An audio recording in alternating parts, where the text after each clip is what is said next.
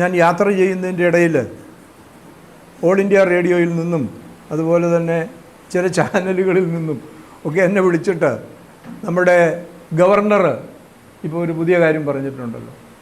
അതായത് ഓഗസ്റ്റ് 14-ാം തീയതി വിഭജന ഭീകര ദിനമായി, ഭീതി ദിനമായി, അതെ, വിഭജന ഭീതി ദിനമായി നമ്മൾ കൊണ്ടാടണം, ആചരിക്കണം.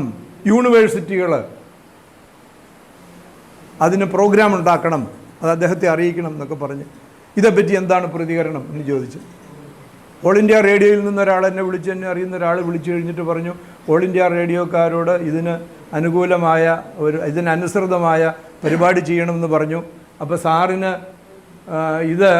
ഇത്തരത്തിലുള്ള കാര്യങ്ങൾ ഉണ്ടാകാതിരിക്കാൻ വേണ്ടിയിട്ടുള്ള ഒരു മുൻകരുതലിന് വേണ്ടിയാണ് ഈ ഭീതിയെ ഓർമ്മപ്പെടുത്തുന്നത് എന്ന് പറയുന്ന രീതിയിൽ ഒരു സന്ദേശം തരാമോ ചോദിച്ചതാണ്. ഞാൻ പറഞ്ഞു, ഞാൻ ഇതിനോട് യോജിക്കുന്നയാളല്ല, അദ്ദേഹം പറഞ്ഞതിനോട് യോജിക്കുന്നയാളല്ല. കാരണം ഈ മതസംഘർഷങ്ങളെപ്പറ്റി പഠിക്കുകയും ഈ മതങ്ങൾ തമ്മിലുള്ള സംവാദം എന്ന് പറയുന്നത് നടത്താൻ ശ്രമിച്ചുകൊണ്ടിരിക്കുന്ന ഒരാളാണ് ഞാൻ. അത് എന്തെന്ന നാട്ടിലും പുറത്തുമൊക്കെ അത് ചെയ്യുന്ന ഒരാളാണ്.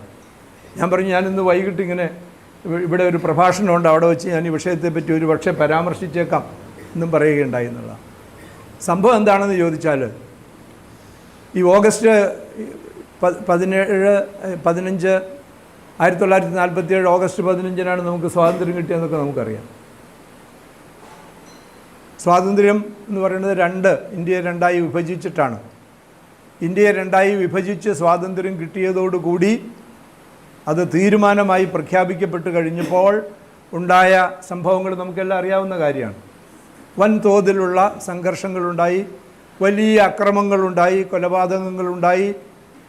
അതുപോലെ അഭയാർത്ഥി പ്രവാഹം ലോക ചരിത്രത്തിൽ ഒരുപക്ഷെ അടുത്ത കാലത്ത് അതിനെ അതിക്രമിക്കുന്ന തരത്തിലുള്ള അതിനു മുമ്പ് അന്നോളം കേട്ടിട്ടുള്ളതിൽ വെച്ച് ഏറ്റവും വലിയ അഭയാർത്ഥി പ്രവാഹം ഉണ്ടായ കാലമാണ് നമുക്കറിയാം. ഇത് ഓർമ്മപ്പെടുത്തണം എന്നാണ്. ഇതൊരു വളരെ ഭീതിജനകമായ ഒരു കാര്യമായിരുന്നു എന്നുള്ളത് സംശയമില്ല. ഇത് ഓർമ്മപ്പെടുത്തണം. എങ്ങനെ ഓർമ്മപ്പെടുത്തണം, എന്തിന് ഓർമ്മപ്പെടുത്തണം, ഇതാണ് പ്രശ്നം. നമ്മൾ ആലോചിക്കേണ്ട ഒരു കാര്യം ഞാൻ പറയുകയാണ്. എൻ്റെ ഒരു അഭിപ്രായം അതേപ്പറ്റി ഞാൻ പറയുകയാണ്. ഇത് നിർദ്ദേശിച്ചയാളുടെ ഉദ്ദേശം എന്തും ആയിക്കൊള്ളട്ടെ, ഫലത്തിൽ എന്ത് സംഭവിക്കാനിടയുണ്ട് എന്നാണ് പറയുന്നത്. ഞാനൊരു കാര്യം നിങ്ങളെ ഓർമ്മപ്പെടുത്തുന്നത്, ഇന്ത്യ വിഭജിച്ചപ്പോൾ ഏറ്റവും കൂടുതൽ സംഘർഷമുണ്ടായത്, അക്രമമുണ്ടായത് 2 ഇടങ്ങളിലാണ്. ഒന്ന് ബംഗാളിലും ഒന്ന് പഞ്ചാബിലുമാണ്. പഞ്ചാബ് നമുക്കറിയാം പടിഞ്ഞാറ് ഭാഗത്താണ്, ബംഗാൾ കിഴക്ക് ഭാഗത്താണ്. അപ്പോൾ ഇന്ത്യക്ക് അന്ന് 56,000 പട്ടാളവും റിസർവ് പോലീസുമായിട്ട് 56,000 പേരുണ്ട്. ഇന്ത്യയുടെ അന്നത്തെ ഗവർണർ ജനറൽ മൗണ്ട് ബാറ്റനാണെന്ന് നമുക്കറിയാം. അദ്ദേഹം പട്ടാളക്കാരനാണ്, നേവിയിലെ അഡ്മിറൽ ജനറലായിരുന്ന ആളാണ്. സർദാർ പട്ടേലാണ് ഹോം മിനിസ്റ്റർ, ഉരുക്കു മനുഷ്യനാണ്. അപ്പോൾ ഈ പട്ടാളത്തെയും പോലീസിനെയും മുഴുവൻ പഞ്ചാബിലേക്ക് വിട്ടു. മുഴുവൻ പേരെ, 56,000 പേരെ. കമാൻഡ് ചെയ്യുന്നത് മൗണ്ട് ബാറ്റനാണ്. സേനാവിന്യാസമൊക്കെ അദ്ദേഹമാണ് തീരുമാനിച്ചതെന്നാണ് ഞാൻ വായിച്ചിട്ടുള്ളത്. ബംഗാൾ ഭാഗത്തേക്ക് പോയത് ഒരൊറ്റയാളാണ്, ഗാന്ധിജിയാണ് പോയത്.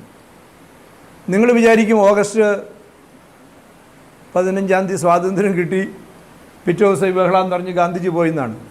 1946 ഈ വിഭജനത്തെ പറ്റിയിട്ടുള്ള ചർച്ച ആരംഭിച്ചു. 46 ആരംഭിച്ചു. ഒരു ക്യാബിനറ്റ് മിഷൻ എന്ന് പറഞ്ഞ് ചരിത്രമൊക്കെ വായിച്ചിട്ടുള്ളവർ ഓർമ്മിക്കുമല്ലോ. അപ്പോൾ ഈ വാർത്ത വന്നു കഴിഞ്ഞപ്പോൾ തന്നെ ഏറ്റവും വലിയ സംഘർഷങ്ങൾ പൊട്ടിപ്പുറപ്പെടാൻ തുടങ്ങിയതാണ്. അതാദ്യമുണ്ടായത് ബംഗാളിലാണ്. നവഖാലി, ഇപ്പോൾ ബംഗ്ലാദേശിൻ്റെ ഭാഗമായിട്ടുള്ള ചിറ്റഗോങ് ജില്ലയുടെ ഒരു ഭാഗമാണ് നവഖാലി. നവഖാലി നമ്മളെല്ലാവരും കേട്ടിട്ടുണ്ട്. തുടങ്ങിയ പ്രദേശങ്ങളിൽ, കൽക്കട്ട, അങ്ങനെ ആ പ്രദേശങ്ങളിലാണ്. ബീഹാർ മറ്റൊരു സ്ഥലം. ഇപ്പോൾ ഗാന്ധിജി ഈ വാർത്ത കേട്ടു. അത് കഴിഞ്ഞ് അത് പതിയെ അന്ന് ഇന്നത്തെ പോലെ വളരെ പെട്ടെന്ന് വാർത്ത വ്യാപിക്കില്ല. ഗാന്ധിജിക്ക് വാർത്ത നേരിട്ട് കിട്ടുന്നതിനുള്ള സംവിധാനമൊക്കെ ഉണ്ടായിരുന്നു അന്ന്. അദ്ദേഹം ഇതേപ്പറ്റി ആശങ്കാകുലനായെങ്കിലും അദ്ദേഹത്തിന് ഡൽഹി വിട്ടന്ന് പോകാൻ പറ്റാത്ത സാഹചര്യമാണ്. കാരണം അധികാര കൈമാറ്റത്തെ പറ്റിയിട്ടുള്ള ചർച്ചകൾ നടക്കുകയാണെന്ന്. ക്യാബിനറ്റ് മിഷൻ വന്നു. ക്യാബിനറ്റ് മിഷൻ്റെ ഒരു ശുപാർശ പ്രമാണിച്ച് ഭരണഘടന ഉണ്ടാക്കുന്നതിന് വേണ്ടി ഒരു കോൺസ്റ്റിറ്റ്യൂവൻ്റ് അസംബ്ലി രൂപീകരിക്കാൻ പോവാണ്. അതെങ്ങനെ വേണം എന്നുള്ളതിനെ പറ്റിയിട്ടുള്ള ചർച്ച. ഇടക്കാല ഗവൺമെൻറ്റുകൾ ഉണ്ടാകുകയാണ്. അതെങ്ങനെ വേണം എന്നുള്ളതിനെ പറ്റിയിട്ടുള്ള ചർച്ച നടക്കുകയാണ്. അതുകൊണ്ട് ഗാന്ധിജിക്ക് അന്ന് ഈ ഡൽഹി വിട്ട് പോകാൻ പറ്റാത്തൊരു സാഹചര്യമുണ്ട്. പക്ഷേ ആ ബന്ധപ്പാടുകൾ തീർന്നു കഴിഞ്ഞ് 1946 ഒക്ടോബർ 31 അദ്ദേഹം ബംഗാളിലെത്തി എന്നുള്ളതാണ്. നവംബർ 1 മുതൽ ഫെബ്രുവരി അവസാനം വരെ അദ്ദേഹം നവോഖാലിയിൽ യാത്ര ചെയ്തു. അദ്ദേഹത്തിൻ്റെ കൂടെ ഉണ്ടായിരുന്ന ആളുകൾ എല്ലാവരും സ്ത്രീകളായിരുന്നു. ഒരാൾ ഒഴിച്ച് നിർമ്മൽ കുമാർ ബോസ് എന്ന് പറയുന്നയാൾ അവിടുത്തെ ശാന്തിനികേതനിലെ പ്രൊഫസറായിരുന്നു. അദ്ദേഹമായിരുന്നു സെക്രട്ടറി എന്ന് ഗാന്ധിജിയോടൊപ്പം. ബാക്കി എല്ലാവരും അവരാണ് പോയി. ഈ നവോഖാലി എന്ന് പറയുന്ന സ്ഥലത്ത് മുസ്ലിം ഭൂരിപക്ഷമുള്ള സ്ഥലം, ഹിന്ദുക്കളെ ഓടിച്ച സ്ഥലമാണ്.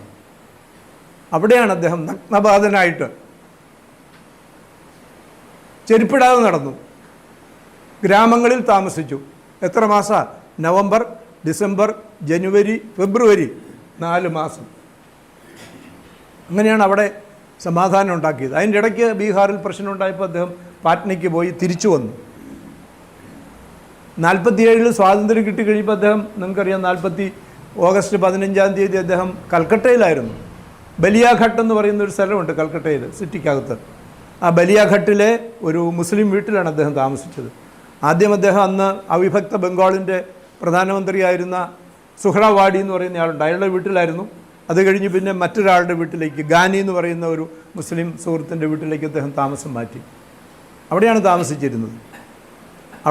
അവിടെ വീണ്ടും സംഘർഷം ഉണ്ടായപ്പോഴാണ് ഗാന്ധിജിയുടെ ഐതിഹാസികമായ ഫാസ്റ്റ്, സെപ്റ്റംബർ 1 ആരംഭിച്ച ഫാസ്റ്റുണ്ട്. ആ ഫാസ്റ്റ് 3 ദിവസം കൊണ്ട് ബംഗാളിൽ കലാപം അവസാനിച്ചു എന്നുള്ളതാണ്. 3 ദിവസം. ഇങ്ങനെ സമാധാനം ഉണ്ടാക്കുന്നതിന് വേണ്ടി ഗാന്ധിജി അവിടെ വിജയകരമായി പരിശ്രമിക്കുകയും ബംഗാളും ഒന്നടങ്കം ഉണ്ടായിത്തീർന്നു എന്നുള്ളതാണ്.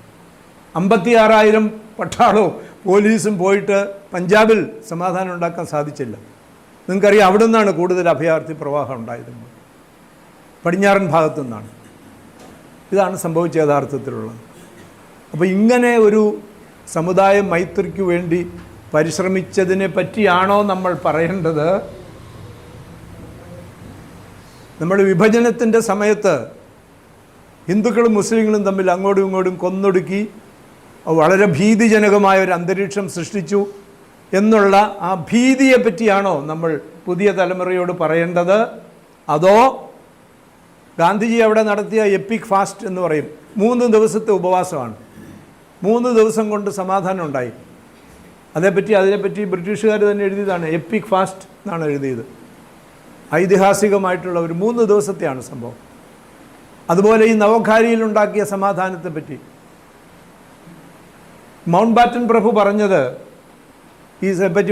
ഞങ്ങളുടെ 56,000 പട്ടാളക്കാർക്ക് പഞ്ചാബിൽ സാധിക്കാത്ത കാര്യം ഇന്ത്യയുടെ 1 മാൻ ബൗണ്ടറി ഫോഴ്സ് എന്നാണ് പറഞ്ഞത്. ഒറ്റയാൾ പട്ടാളം എന്ന് വേണമെങ്കിൽ നമുക്ക് വിളിക്കാം. ആ ഒറ്റയാൾ പട്ടാളം ബംഗാളിൽ സാധിച്ചു എന്നാണ് പറഞ്ഞത്. നമ്മൾ എന്ത് കാര്യമാണ് കുട്ടികളോട് പറയേണ്ടത്? അതാണ് എനിക്ക് ചോദിക്കാനുള്ള ചോദ്യം. നമ്മൾ ഭീതിയെ പറ്റിയാണോ പറയേണ്ടത്? അതോ ആളുകൾ കൽക്കട്ടയിൽ എന്താ സംഭവിച്ചതെന്ന് ഞാൻ പറയാം. ഗാന്ധിജി ആദ്യം ചെന്ന് സുഹ്രാവാഡിയുടെ വീട്ടിൽ താമസിക്കുന്നു എന്നറിഞ്ഞ് അവിടെയുള്ള ആളുകൾ, 2 മതത്തിൽപ്പെട്ട ആളുകളും ആയുധങ്ങളുമായി ഗാന്ധിജിയുടെ വീട്ടിൽ വന്നു. പ്രത്യേകിച്ച് ഹിന്ദുക്കൾ വന്നിട്ട് ഇവിടെ താമസിക്കാൻ പാടില്ല എന്ന് പറഞ്ഞു. മുസ്ലിങ്ങളാണ് ഞങ്ങളെ കൊല്ലുന്നത്, അതുകൊണ്ട് ഗാന്ധിജി ഇവിടെ താമസിക്കാൻ പാടില്ല, ആക്രമിക്കുമെന്ന് പറഞ്ഞ് ആയുധമായിട്ട് വന്നു. ഗാന്ധിജി ഇറങ്ങിച്ചെന്നു. ആദ്യം വീടിൻ്റെ മട്ടുപ്പാവിൽ നിന്നു, പിന്നീട് ഇറങ്ങിച്ചെന്നിട്ട് നിങ്ങൾക്ക് എന്താണ് വേണ്ടത്? മൗണ്ട് ബാറ്റൻ്റെ ആറ്റൻബറോയുടെ സിനിമയിൽ കാണിക്കുന്നുണ്ട് ആളുകൾ പിന്നോക്കം പോകുന്നത്. അങ്ങനെ ചെയ്ത ആളുകൾ ഗാന്ധിജി ഉപവസിക്കുന്നു എന്ന് പറഞ്ഞപ്പോൾ അങ്ങേര് മരിക്കട്ടെ എന്ന് മുദ്രാവാക്യം വിളിച്ചവരാണ്. 2 ദിവസം കൊണ്ട് 2-ാം ദിവസം രാത്രിയായപ്പോൾ സമാധാന ഉടമ്പടി ഉണ്ടാക്കി. ഇതാണ് സംഭവിച്ചത്. ഈ ഗാന്ധിജി ആക്രമിക്കാൻ ചെന്ന ആളുകൾ ആയുധങ്ങൾ കൊണ്ടുവന്ന് അദ്ദേഹം താമസിക്കുന്ന വീടിൻ്റെ ഗേറ്റിൻ്റെ അവിടെ കൊണ്ടുവന്ന് കൂട്ടിയിട്ടു. എന്നിട്ട് പറഞ്ഞു, ഞങ്ങൾ ഇനി തമ്മിൽ കലഹിക്കുന്ന പ്രശ്നമില്ല, ഉടമ്പടി എഴുതി, നേതാക്കന്മാരെല്ലാവരും ഒപ്പിട്ട് ഉടമ്പടി എഴുതി ഗാന്ധിജിക്ക് കൊടുത്തു. ഗാന്ധിജി പറഞ്ഞു ഉടമ്പടി കൊണ്ട് കാര്യമില്ല, ഞാൻ ഒരു ദിവസം നിരീക്ഷിക്കട്ടെ എന്ന് പറഞ്ഞാണ് 3-ാം ദിവസം ഉപവാസം നീട്ടിയത്. പൂർണ്ണ സമാധാനമാണെന്ന് എല്ലാ ഭാഗത്തുനിന്നും റിപ്പോർട്ട് വന്നു കഴിഞ്ഞപ്പോഴാണ് അദ്ദേഹം ഉപവാസം അവസാനിപ്പിച്ചത്. നമ്മൾ എന്താണ് കുട്ടികളോട് പറയേണ്ടത്? നിങ്ങൾ പറയും. ഈ അക്രമം സൃഷ്ടിച്ച ഭീതിയെ പറ്റിയാണോ പറയേണ്ടത്? അതോ ഈ ഉപവാസം സൃഷ്ടിച്ച ഒരു ഐക്യമുണ്ടല്ലോ, ഒരു സമുദായ മൈത്രി ഉണ്ടല്ലോ. മനുഷ്യന് വികാരം ഉണ്ടാകുമ്പോൾ അക്രമമൊക്കെ കാണിച്ചു എന്ന് വരും. പക്ഷെ ഉള്ളിൻ്റെ ഉള്ളിൽ മനുഷ്യനിൽ ഉറങ്ങിക്കിടക്കിയിരിക്കുന്ന ഈ സ്നേഹത്തിൻ്റെ ധാരയെ തൊട്ടുണർത്താനായിട്ട് ഇദ്ദേഹത്തിൻ്റെ ഉപവാസത്തിന് സാധിച്ചു, നന്മയെ തൊട്ടുണർത്താൻ സാധിച്ചു എന്നുള്ളതാണ്. അതുകൊണ്ട് ഈ നന്മയെ പറ്റിയാണോ നമ്മൾ സംസാരിക്കേണ്ടത്, അതോ ഭീതിയെ പറ്റിയാണോ സംസാരിക്കേണ്ടത്? ഇതാണ് പ്രശ്നം. നമ്മൾ ഈ മെമ്മറി എന്ന് പറയുന്ന ഒരു സാധനമുണ്ട്, ഓർമ്മ. എപ്പോഴും നിങ്ങൾക്കറിയാമല്ലോ, തെക്കേ ആഫ്രിക്കയിൽ ബ്രിട്ടീഷുകാർ ഭരിച്ചു കഴിഞ്ഞപ്പോൾ അതിഭയങ്കരമായിട്ടുള്ള പീഡനങ്ങൾ അവിടുത്തെ ആളുകൾക്ക്, നാട്ടുകാരായിട്ടുള്ള ആളുകൾക്ക് സഹിക്കേണ്ടി വന്നു. നെൽസൺ മണ്ടേലയെ ജയിലിലിട്ടു. ഏറ്റവും കൂടുതൽ കാലം ജയിലിൽ കിടന്നയാൾ നെൽസൺ മണ്ടേലയാണെന്ന് നമുക്കറിയാം. ബ്രിട്ടീഷുകാർ ജയിലിലിട്ടതാണ്. അത് കഴിഞ്ഞ് അവർക്ക് സ്വാതന്ത്ര്യം കൊടുക്കേണ്ടി വന്നു. നെൽസൺ മണ്ടേല അധ്യക്ഷനായി, പ്രസിഡൻ്റായിട്ട് അവിടെ ഒരു ഭരണകൂടം ഉണ്ടായി. ആ ഭരണകൂടം ഉണ്ടായപ്പോൾ അവരെന്താ ചെയ്തതെന്നറിയാമോ? നമ്മൾ വിചാരിച്ചു വെള്ളക്കാരെ മുഴുവൻ പിടിച്ച്, ഇന്ത്യയിലുണ്ടായിരുന്നതിലൊക്കെ വളരെ കൂടുതൽ വെള്ളക്കാരുണ്ടായിരുന്നു അവിടെ, അവർക്കിടെതിരെ പ്രതികാരത്തോടു കൂടി നെൽസൺ മണ്ടേല പ്രഖ്യാപിച്ചു, എന്താണ്, ഞങ്ങൾ വെള്ളക്കാർ നമ്മളോട് കാണിച്ച സകല അതിക്രമങ്ങളും ഞങ്ങൾ ക്ഷമിക്കുന്നു, ഫൊർഗിവ്നെസ്. യേശുക്രിസ്തു അതാണല്ലോ പറഞ്ഞത്, നിന്നെ പീഡിപ്പിക്കുന്നവരോട് ക്ഷമിക്കുക എന്നാണ് പറഞ്ഞത്. ക്ഷമിച്ചു എന്ന് മാത്രമല്ല, ഈ ക്ഷമിച്ചു എന്ന് പറയുന്നത് ഒരു ഭരണകൂടമല്ല ഇത് ചെയ്യുന്നത്. ആ ഭരണകൂടം ചെയ്യുന്നതിന് ഒരു വ്യവസ്ഥാപിതത്വം വേണമല്ലോ. അതിനൊരു വ്യവസ്ഥാപിതത്വം നൽകുന്നതിന് വേണ്ടിയും അത് ഒരു ഡോക്യുമെൻ്റായി ഈ ലോകം അംഗീകരിക്കുന്നതിന് വേണ്ടിയിട്ട് ഒരു കമ്മീഷനെ നിയോഗിച്ചു. നമ്മൾ കമ്മീഷൻ വയ്ക്കുന്ന പോലെയല്ല. ഇപ്പോൾ ഹാരിസിൻ്റെ അന്വേഷിക്കാൻ ഒരു കമ്മീഷൻ, അങ്ങനെയല്ല. അതാരാണ്? ബിഷപ്പ് ടൂട്ടു എന്ന് പറയുന്ന, ഡെസ്മണ്ട് ടൂട്ടു എന്ന് പറയുന്ന അവിടുത്തെ ഏറ്റവും ആദരണീയനായ ബിഷപ്പിൻ്റെ അധ്യക്ഷതയിൽ ആണ് ഒരു ട്രൂത്ത് ആൻഡ് റെക്കൺസീലിയേഷൻ കമ്മീഷൻ എന്നാണ് അതിൻ്റെ പേര്. Truth and reconciliation commission. റെക്കൺസീലിയേഷനാണ്. ഞാനും മോഹനുമൊക്കെ റെക്കൺസീലിയേഷനെ പറ്റി വേറൊരു കോണ്ടെക്സ്റ്റിൽ പറയുന്ന ആളുകളാണ്. അങ്ങനെ ഒരു കമ്മീഷനെ വെച്ചു. ആ റിപ്പോർട്ടിൻ്റെ അടിസ്ഥാനത്തിലാണ് ഇവരോട് ക്ഷമിച്ചു എന്ന് മാത്രമല്ല, വെള്ളക്കാരോട് ഈ ഭരണസമിതിയിൽ ക്യാബിനറ്റിൽ ചേരാൻ പറഞ്ഞു. അവർ ചേർന്നു. ഇപ്പോൾ വെള്ളക്കാരും നാട്ടുകാരും ഉൾപ്പെടുന്ന ഒരു ക്യാബിനറ്റാണ് ആദ്യത്തെ ക്യാബിനറ്റ് തെക്കേ ആഫ്രിക്കയ്ക്ക് സ്വാതന്ത്ര്യം കിട്ടിക്കഴിഞ്ഞപ്പോൾ. നിങ്ങൾക്ക് സങ്കല്പിക്കാൻ സാധിക്കുമോ? അതാണ് ചെയ്തത്. അതിൻ്റെ ഫലം എന്താണെന്ന് കൂടി ഞാൻ പറയാം.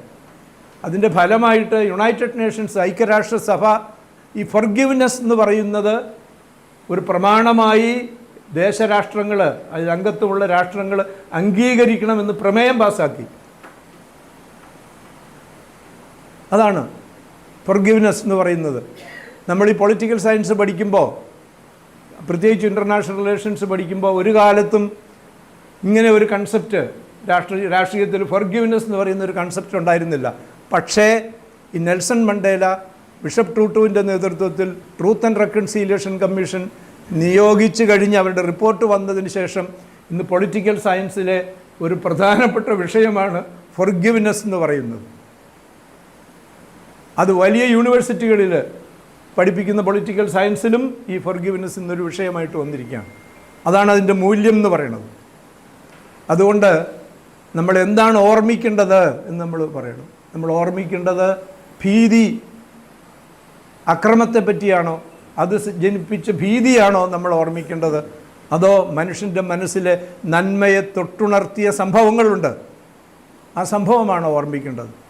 ഓഗസ്റ്റ് 14-ാം തീയതി ഗാന്ധിജിയുടെ ഉപവാസത്തെയാണോ, അതിൻ്റെ ഫലമായിട്ട് ബംഗാളിലുണ്ടായ സമാധാനത്തെയാണോ നമ്മൾ ഉയർത്തിക്കാട്ടേണ്ടത്, അതോ അതിനു മുമ്പുണ്ടായ അക്രമങ്ങളുടെ പേരിൽ മനുഷ്യൻ്റെ മനസ്സിൽ രൂപീകരിക്കപ്പെട്ട ഭീതിയാണോ ഉയർത്തിക്കാട്ടേണ്ടത് എന്നുള്ളതാണ് പ്രശ്നം. ഞാനതിൻ്റെ ഉത്തരം നിങ്ങൾക്ക് സ്വയം തീരുമാനിക്കാനായി വിട്ടുതരികയാണ്. അതുകൊണ്ട് ഈ ഓർമ്മകളെപ്പറ്റി അതുകൂടെ പറഞ്ഞ് ഞാൻ അവസാനിപ്പിക്കാം. ഈ ഓർമ്മകളെ നമ്മൾ എങ്ങനെ കൈകാര്യം ചെയ്യുന്നു എന്നുള്ളത് ഇന്ന് വളരെ പ്രധാനമാണെന്നുള്ളത്. ഇന്നിപ്പോൾ നമ്മൾ എന്താ പറയുക, ബേബർ ആക്രമിച്ചപ്പോൾ അങ്ങനെ ചെയ്തു, മുഗളന്മാരാക്രമിച്ചപ്പോൾ നമ്മൾ അങ്ങനെ ചെയ്തു. ഞാൻ തിരുവനന്തപുരത്ത് നിന്നാണല്ലോ സംസാരിക്കുന്നത്. ഇപ്പോൾ തിരുവനന്തപുരത്തെ ശ്രീപത്മനാഭസ്വാമി ക്ഷേത്രത്തിലെ ഒരു നിലവറ തുറക്കുന്നതിനെ പറ്റിയിട്ടുള്ള ഒരു തർക്കം വരികയാണല്ലോ. ഈ സ്വർണ്ണമൊക്കെ എവിടുന്ന് വന്നു?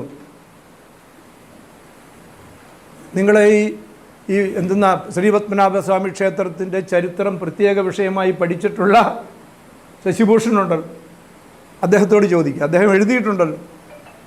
ഏതാണ് മാർത്താണ്ഡവർമ്മ രാജാവ് അന്ന് പിടിച്ചടക്കി പല രാജ്യങ്ങൾ, ചെറിയ നാട്ടുരാജ്യങ്ങളൊക്കെ പിടിച്ചടക്കി, കൊച്ചു കൊച്ചു കൊച്ചു പ്രദേശങ്ങൾ. അവിടെയൊക്കെ അവരുടെ എല്ലാം ക്ഷേത്രങ്ങളിൽ ഉണ്ടായിരുന്ന സമ്പാദ്യങ്ങൾ അതെല്ലാം കൊണ്ടുവന്നാണ് ഇവിടെ നിലവറയ്ക്കകത്ത് വെച്ചതെന്നുള്ളത് അദ്ദേഹം എഴുതിയിട്ടുണ്ട്, ചരിത്ര പുസ്തകത്തിൽ എഴുതിയിട്ടുള്ളതാണ്. അങ്ങനെ എന്തെല്ലാം സംഭവങ്ങൾ ലോകത്തുണ്ട്. അതുകൊണ്ട് ഇനിയിപ്പോൾ ഉടനെ തന്നെ പറയുകയാണ്, ഇത് ഞങ്ങളുടെ ഇവിടുന്ന് മാർത്താണ്ഡവർമ്മ മഹാരാജാവ് പണ്ട് എടുത്തുകൊണ്ട് പോയതാണ്, അത് തിരിച്ചു തരണം, നിലവറ തുറക്ക്. ഞങ്ങളുടെ പറയാൻ പറ്റുമോ? നമുക്ക് ചരിത്രത്തിൽ തിരുത്താൻ പറ്റാത്ത പല കാര്യങ്ങളും പണ്ട് സംഭവിച്ചിട്ടുണ്ടാകും. അതിൻ്റെ ഓർമ്മകൾ നമ്മൾ എങ്ങനെ കൈകാര്യം ചെയ്യണം എന്നുള്ളത് വളരെ പ്രധാനപ്പെട്ട ഒരു സംഗതി. അത് തുടർന്നും മനുഷ്യൻ്റെ മനസ്സിൽ വിദ്വേഷം ജനിപ്പിക്കുന്നതിനും പക ജനിപ്പിക്കുന്നതിനും അതിൻ്റെ പേരിൽ വൈരാഗ്യം വളർത്തുന്നതിനും പ്രതികാരം ചെയ്യുന്നതിനും വേണ്ടിയാണോ ഉപയോഗിക്കേണ്ടത്? കഴിഞ്ഞുപോയത് കഴിഞ്ഞുപോയി, എത്രയോ തലമുറ മുമ്പ് സംഭവിച്ചിട്ടുള്ളതാണ്. ഇന്നത്തെ തലമുറ പരസ്പരം യോജിച്ച് ജീവിക്കേണ്ടവരാണ്. ഒരു പ്രദേശത്ത് കാലം മാറി, വ്യവഹാരങ്ങൾ മാറി എന്നുള്ള സത്യം അംഗീകരിച്ച് പോവുകയല്ലേ ചെയ്യേണ്ടത്. അതുകൊണ്ട് ഏത് തരം ഓർമ്മകളെ നമ്മൾ എങ്ങനെ കൈകാര്യം ചെയ്യണം എന്നുള്ളതും വളരെ പ്രസക്തമായിട്ടുള്ളൊരു കാര്യമാണ്. ഓർമ്മയെ നമ്മൾ വളരെ ശ്രദ്ധാപൂർവം കൈകാര്യം ചെയ്യുന്നില്ലെങ്കിൽ ഈ ഓർമ്മകൾ ആയുധങ്ങളായി മാറും, കലാപമായി മാറും, കൊലകളായി മാറും എന്ന് നമ്മൾ വിസ്മരിക്കരുതെന്നുള്ളതാണ്. ഇങ്ങനെ വളരെ പണ്ട് 4, 5, 6, 7, 10 നൂറ്റാണ്ട് മുമ്പ് നടന്ന ഒരു കാര്യത്തിൻ്റെ ഓർമ്മ പുതുക്കി അത് നിങ്ങളുടെ മനസ്സിൽ വീണ്ടും വീണ്ടും ജനിപ്പിച്ച് അത് വിദ്വേഷമുണ്ടാക്കുന്നതിനും അത് പകയിലേക്കും പ്രതികാരത്തിലേക്കും നയിക്കുന്നതിനും വേണ്ടി ആരെങ്കിലും ശ്രമിച്ചാൽ നമുക്ക് ഗൗരീശപട്ടത്തെ ആളുകൾക്ക് ഒരുമിച്ചിരുന്ന് പറയാം, ഞങ്ങളില്ല അതിന്, ഞങ്ങൾ ഇവിടെ സമാധാനത്തോടുകൂടി ജീവിക്കാനാണ് ആഗ്രഹിക്കുന്നതെന്ന് പറയാം. അത് അങ്ങനെ ഒരു മറുപടി പറയാൻ പറ്റിയ ഒരു കൂട്ടായ്മയാണ് ഒരു റെസിഡൻസ് അസോസിയേഷൻ എന്ന് പറയുന്നത് എന്നുള്ളതാണ് ഇത്തരം റെസിഡൻസ് അസോസിയേഷനുകളുടെ പല പ്രസക്തികളിലൊന്ന് എന്ന് ഞാൻ സൂചിപ്പിക്കുകയാണ്.